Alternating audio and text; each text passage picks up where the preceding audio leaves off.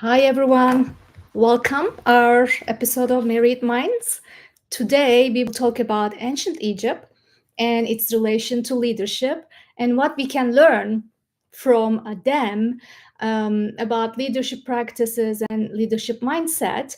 And in as a time frame, we are still in 3000 BC and around 2000 BC, right? And um, when we talk about ancient times, there are three important civilizations: ancient Egypt, ancient Greece, and ancient China. And we will talk about Greek civilization and Chinese one in next weeks. And when we talk about ancient Egypt, it is very, I think, interesting topic for most of the like movie producers and also book writers. There are so many stories about it, and we know some of the things they have done because of the archaeological findings and anthropology, but most of them are still kind of unknown, and we are trying to understand, historians also trying to understand that. So as a historian, first let's talk about personal history. How was your week? Was it good? My week was good, honey. Meetings, emails. That's a typical week. Yeah. How about you? Perfect, Oh, because good, it is good. summer, Oh, right? okay. I can just like do more things about my professional improvement things. So I'm glad. Ted Kohn and Pelin Kohn, and we will talk about ancient Egypt today. And my question was, before asking your personal history, why do you think this era is very interesting to modern people, especially in terms of visual arts and literature? Yeah, I mean, I think I think these eras and these ancient civilizations are just larger than life. They're dramatic, they're opulent. They have provided us with some of the greatest stories in all human history. And I think about movies because I'm a big movie lover. I recently rewatched the 1963 movie Cleopatra with Elizabeth Taylor's Cleopatra, and Richard Burton as Mark Antony, and Rex Harrison as Julius Caesar. And this is before special effects. I mean, this is just an over-the-top, sprawling, opulent movie, and it's true. And you think about like Gladiator in ancient Rome, set in a CGI-generated Colosseum. And the other day, you accidentally signed on to my Netflix account, and you were kind of surprised because I was watching the 300. Right, about So the violent. 300 Spartans defending Greece against the entire Persian Empire. But again, I mean, these things happen, and they're so kind of over the top dramatic.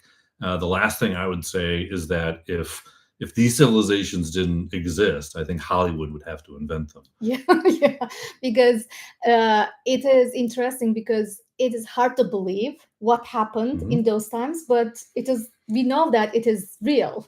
So it makes them like more fun or interesting or mysterious, right? Because still we are trying to figure out who built the pyramids, right? Or who invented this, how they can like think like that, because even in our times this technology and like thinking, that mindset, they are really difficult to figure out, right? So what we do when we talk about history and leadership, and it is a connection, you pick one specific incident or event or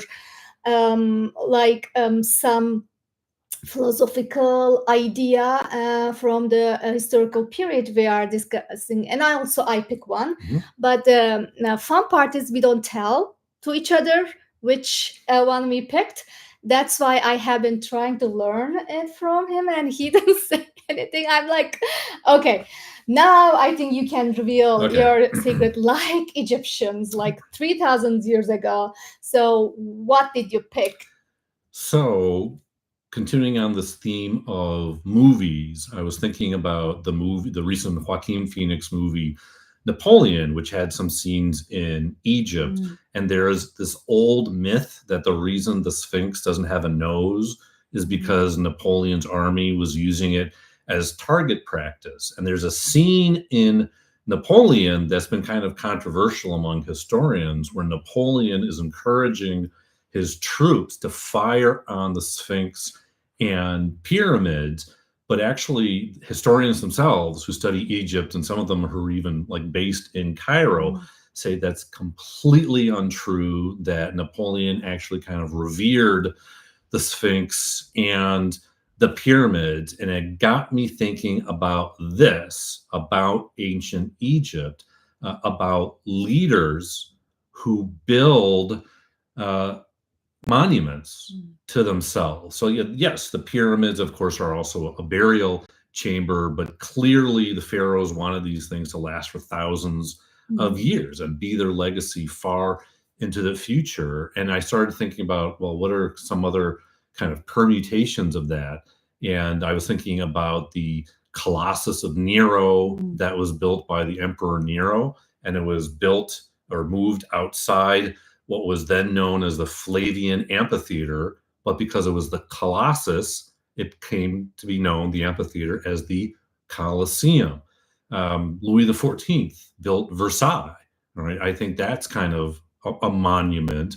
Saint Petersburg. I think Tsar Peter the Great Mhm. built Saint Petersburg right out of nothing to become this kind of great, beautiful cultural center. And so there's lots of different ways you can build a monument to yourself. And then I was thinking, like, okay, fast forward, what are people doing in more modern times? What are people doing today that we might consider like monuments to themselves to kind of ensure their legacy, right? The Washington Monument wasn't built by Washington, but what are other things in the 19th century, 21st century that are monuments built by leaders? Mhm. So it shows their leadership mindset because um, their Egyptian leaders are the first one who claim themselves God kings. So they are not only kings, they are not only Right. leaders, and they are not the like shadows of the God on earth, but they are God. So, and nobody sees gods, right? They can see the nature, they can feel the nature, they can just like have the impact of the nature, and they can say, yeah, there are gods, so we feel, we experience this. But Egyptian leaders, they are gods, so maybe is that why they build all these things to show their people, your God slash king, but more mostly God is here for you. Mhm. So do you think there will be like some kind of highlighting their power mindset, or what do you think they because it takes so much Yeah. time, and as you mentioned, in modern times, when we want to say something positive about our leaders, we do these things after Right. they are that. They don't do this while they are leaving, because then it will be a little bit like very egoistic or like Mhm. being snobby, but they did. So Mhm. why do you think they need to do this? Yeah, I mean, I think obviously showing their power. I think about the Colossus of Nero. This was like 100-foot bronze statue, obviously showing power. Versailles showing wealth and the fact that like the French Empire is kind of the center of the universe. Same thing, I think, with Saint Petersburg. I mean, the idea that you would build an entire city named after you, power, wealth, prestige, a message to your own people, right, as well as a message to people abroad, because of course at the time, St. Petersburg, France, with Versailles, they were involved in wars and competition with other great nations. For more modern times, I keep thinking about like the 19th century, robber barons, the ultra wealthy, and a lot of them did build, these extravagant houses that still exist today, and you can visit. But we also have, Vanderbilt University, Colgate University, Rockefeller University, Stanford University, right? All of them built after, founded by some of the richest people in the world at that time. And I remember in grad school, I had a professor ask the class, like, "Oh, what do you think is the reason behind the philanthropy of the wealthy?" And I answered, "Oh, guilt."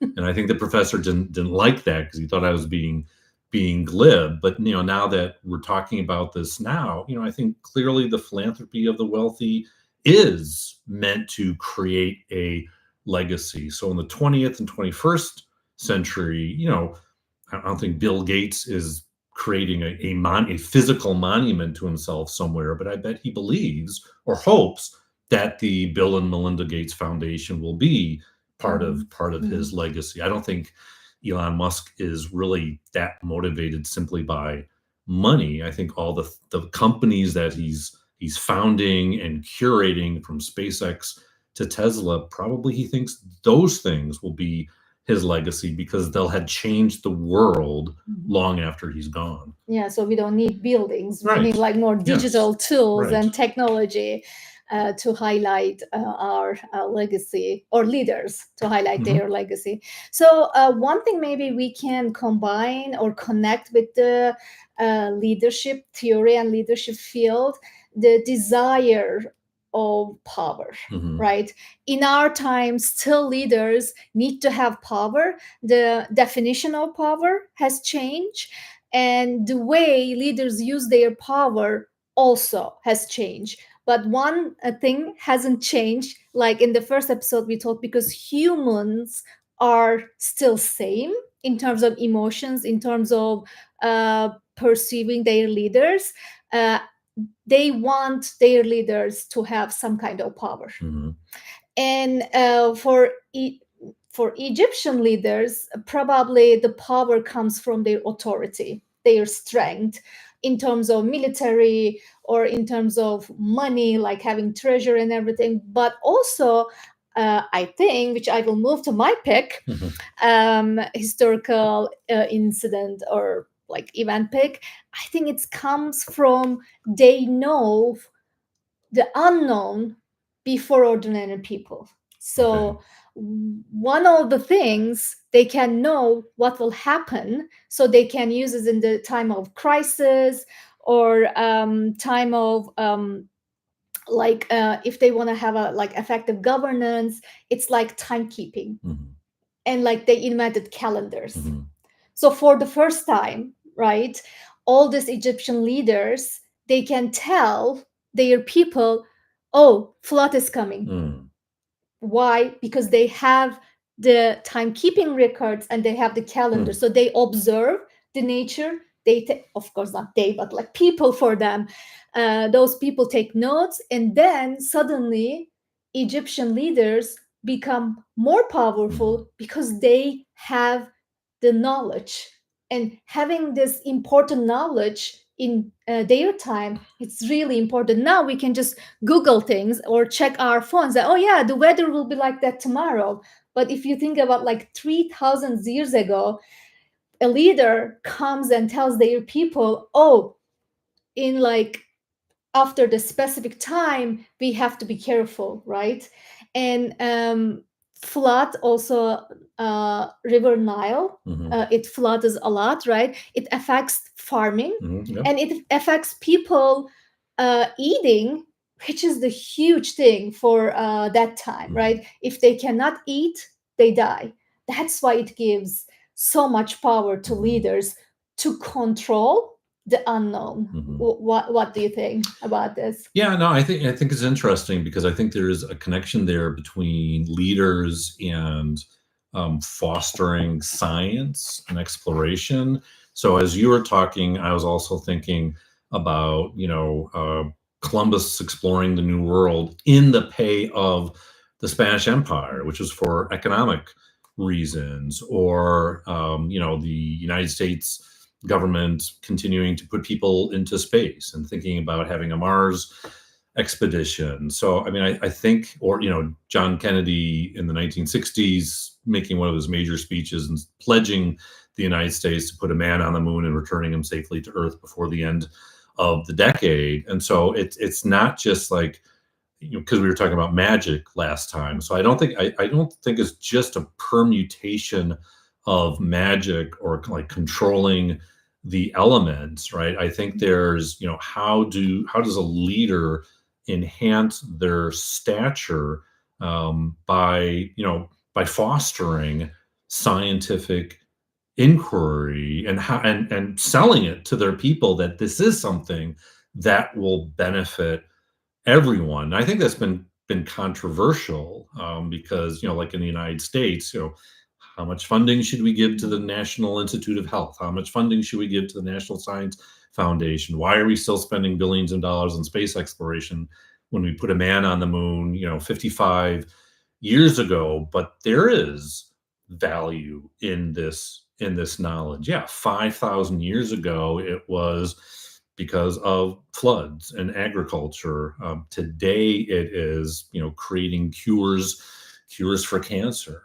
So, that, I think that's the way. Maybe that's not your point of view that you're coming at it from, like having control over information that enhances their power. But to me, it's a part of a long string of leaders fostering scientific inquiry and spending money on it and being able to sell it to their own people, saying, look, there is value in these things. And the final thing I would say is, some of the things that we're talking about, which I think is interesting in the ancient times, like the pyramids or the Colossus or Versailles or St. Petersburg, these are all like authoritarian rulers, right? So this is how they were able to do it, and to harness resources, and to harness, millions of man hours, where I'm sure, and slaves, and I'm sure how many people died during all these endeavors. Maybe we don't have too many of those things these days, because it's only common. It could only be done in like pure authoritarian states. Yeah, exactly. When we talk about like leaders and leadership, uh, we have to highlight that we are not talking about same definition in our times. These people, again, they are like god kings, right? They are gods, and they are leaders of their people. They are kings, and their leadership or their way of controlling people is not same in terms of modern leadership. But like all other fields, leadership has evolved by looking these practices. And the term leadership, the concept, is very, very new, like mid 1970s. In the management studies, we start using like leadership. Before that, it was like a monarch, right? Your lord, or then manager. Like there was no idea of leading other people, working with them, like helping to each other. It is like mid 1970s is very, very close, because there's a boss, and you yeah, got to do what the boss yeah. says, right? So, and but these things are important because it I think it really explains in the time of crisis, in the time of war, and in the time of uncertainty, why people have a tendency to follow authoritarian leaders.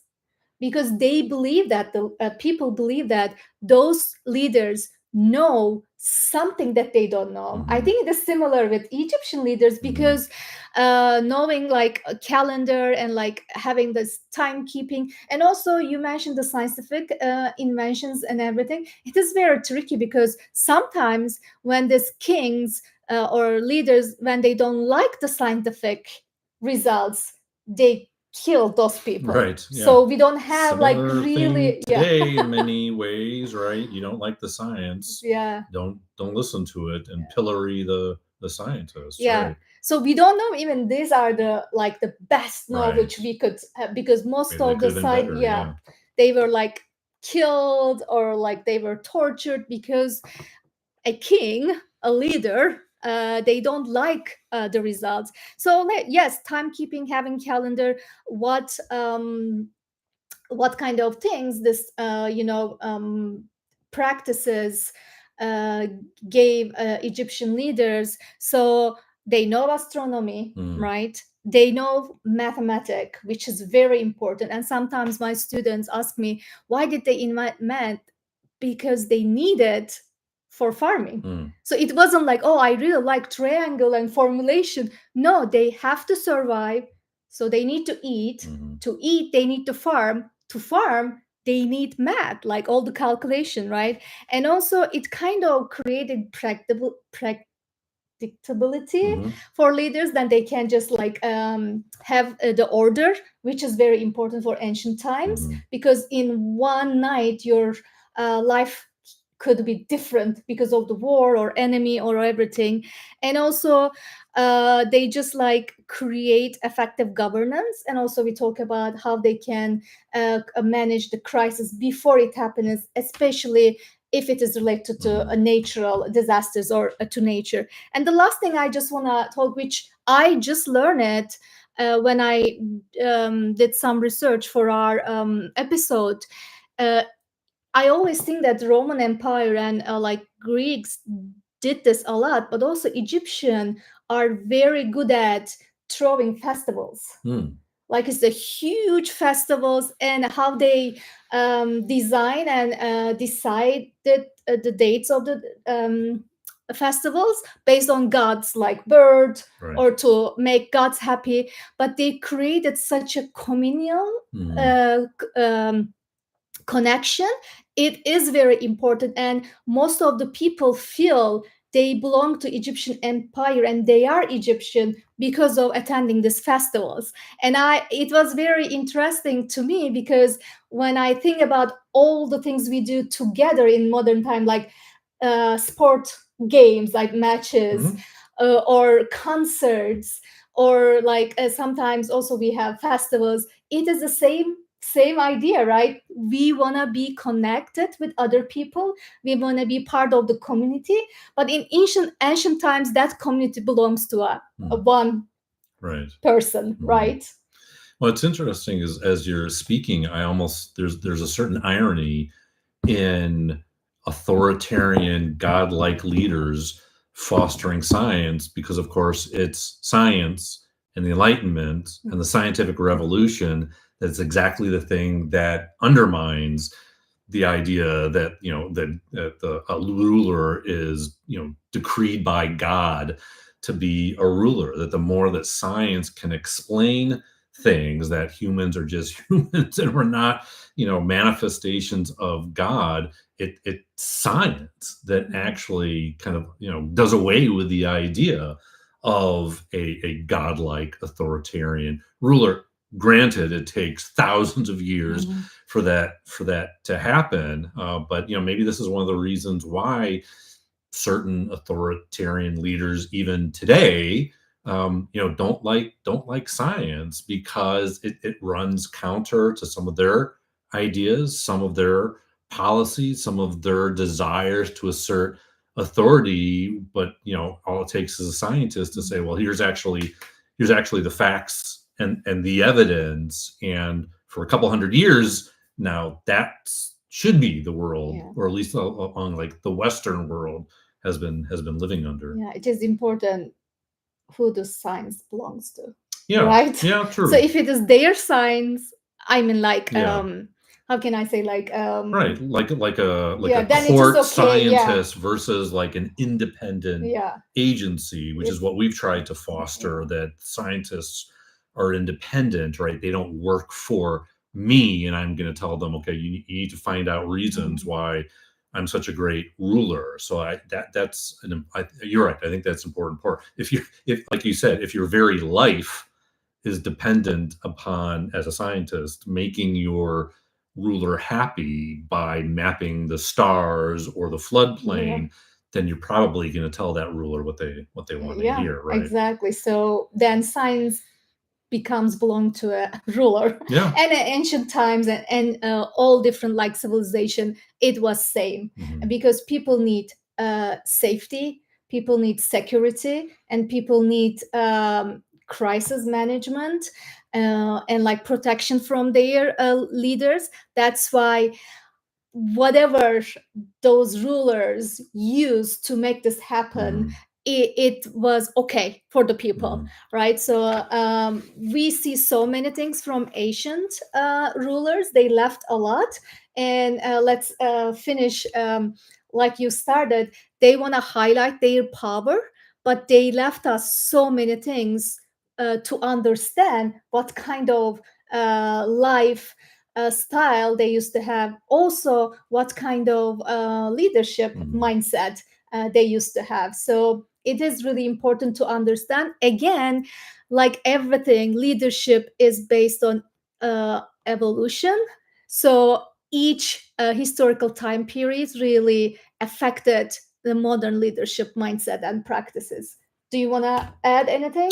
No, Before we the last close? thing I'd add is thinking our discussion about like scientists in the ancient world seems pretty similar to our discussion about magicians and magic and sorcerers and shamans in the pre-ancient world, and so that they're kind of explaining the unexplained, but they're doing it kind of as employees of the strong leader. And at the end of the day, the strong leaders look to for the substantial things that you can hold in your hand, like food and shelter and protection and territory. And whether it's magician in pre-ancient times or kind of the quasi scientists of the ancient times, are they really are they really kind of a continuation and a continuum and a permutation of the other? And is that what we end up seeing maybe with, we talked about before, like religion later as well? Yeah. Yeah. So again, humans are mostly same, right? Next week we will go all the way the other side of the world, and we will talk about ancient Greece and Greek civilization, and what are the things they did for us to have this modern leadership idea. And again, we will pick one incident, and we will learn our examples with you in our like live episode. And thank you all the ideas and insights you brought this episode. Thank you, Ted. Yes. It was Thank fun. you too. I Yeah. think we start talking more when we don't record each other. Maybe. It's kind of fun, like Nice. talking and discussing these things. Okay, so thank you, everyone. See you next Wednesday, and we will talk about ancient Greece and um, their oh my god, Contributions. yeah, their contributions to modern. Good job, good Thank job, you. good job. Finally. Their contribution to our modern leadership perspective. Okay, bye. Bye. See you.